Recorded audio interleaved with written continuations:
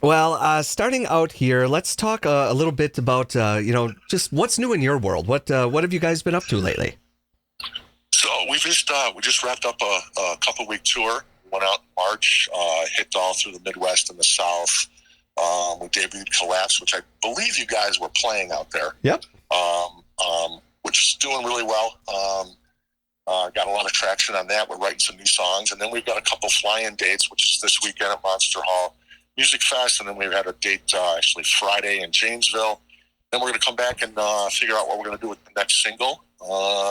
Then kind of go from there. I think we got some plans for touring in the summer as well. So I think we'll be back up, your neck of the woods.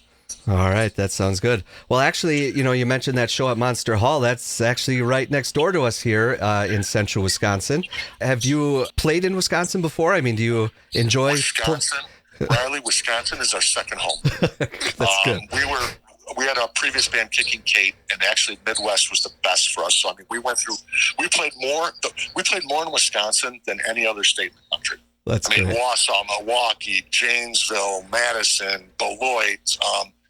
Wisconsin's always been great for us. It's kind of like our second home. So I mean, we love when we go out there. And what's cool about this weekend is our normal guitar player Trevor's got a family commitment, so we have one of your own playing with us this weekend. Chuck from Blacktop Mojo is sitting in on these next two shows with us, and he lives out by you guys. Oh, that's awesome. That's very cool. Now, if someone has not been to a Sons of Fire show before, what can they expect from you? New band of guys that have been in the industry for a long time, a band that's hungry, a band that has radio songs. We're heavy, it's presentable, it's fun. It's we just like to have a good time. Like I said, anytime we can. I'm originally from Chicago, so anytime I can come back to the Midwest and hang in Wisconsin, it's always a good time. I love it. I lived at the beach in California for a couple of years, and I always say, people ask you in interviews, where would you love to live? Give me a bag of Doritos, some old style, and a cabin in Wisconsin, and life is good. I think you just described a dream of many Wisconsinites right there. Oh, I love it there. Even though I'm from Chicago, I love Wisconsin. All right. Excellent. That's what we like to hear.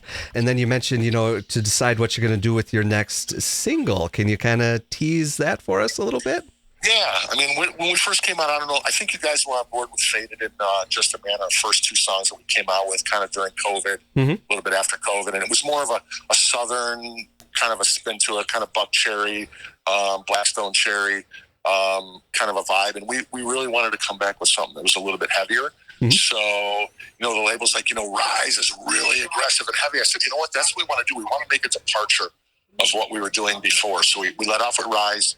Then we came back with Collapse, which is more mainstream, maybe. I don't want to call it a ballad, but a little bit slower. Right. And the next single is going to be somewhere in between that. It's going to be heavy, commercial, a little bit of both. But now we just hit every end of the spectrum with this next one, I think. All right, that's cool. We can't wait to hear that new one from you guys.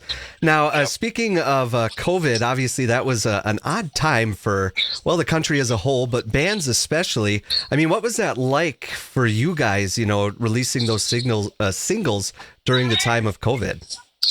We were scared as hell, man. We didn't know. Really, in our lifetime, did you ever think we were going to have something like that? Not at the at all. time, Yeah. You didn't know how serious it was. We didn't know it was conspiracy theory. Was it real? I'm not going to get into the whole political end of it, but we didn't know. It was a big variable, and we said, we're launching this band during a worldwide pandemic, and we were supposed to kick off at South by Southwest in March, and when that actually canceled, we kind of were like, oh my God, this thing's real. Right. So, but we're gamblers. We said, listen, you know what? This thing is really a global pandemic, and people are going to be off work and everything they were saying. We figured putting it at radio would have a lot more attention to the song, because you're not going to work. You might be locked in. People will be listening to the radio more to get information. We're like, you know what? Let's roll the dice. And what bands are stupid enough like us to come out with a new song during a pandemic? And it actually worked. It worked because people were like, you guys are nuts. But it worked. We got more listeners. Our social media grew, but we weren't in a position. We were new, so we didn't have the social media. So at that time, it made you kind of hunker down, build your socials, get content out there, get with people more, because you had nothing else to do. And then as it slowly started to open up, we were like, okay, now we really got to get serious and plan. But a lot of clubs and venues weren't doing tours, so we were kind of stuck by just putting music out on radio and building socials at that time. Right, right. And then once once things did start to open up again and bands were getting booked, did you find that your fans, had a great response, being able to actually see you in person then? Yeah, because we never played live. And then when we actually did, people are singing songs and we're like, what the hell's going on? It's like, how did they know this? And we're like, people tuned into more radio, I think, at that time. And it was cool. But then at the same time, now you got to get vaccines. A lot of the clubs wanted you to get vaccinated before you came in. So you had to go that whole route of, and then there was guys that wanted it, that didn't want it. And we're like, listen, if we're going to tour, we got to figure out what we're going to do. So we kind of had to book places that weren't testing or weren't having the bands required. And then at the time, it got a little bit more serious.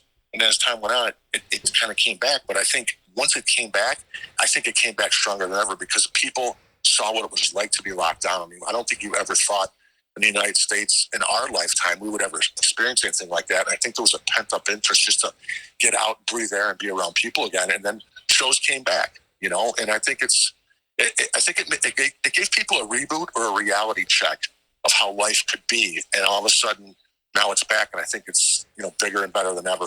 Right, right. No, I agree with you there. All right, that's excellent. Before I let you go here, so you can make your flight and Yep. make it to the concert here this weekend, can you just remind people where they can go to find you?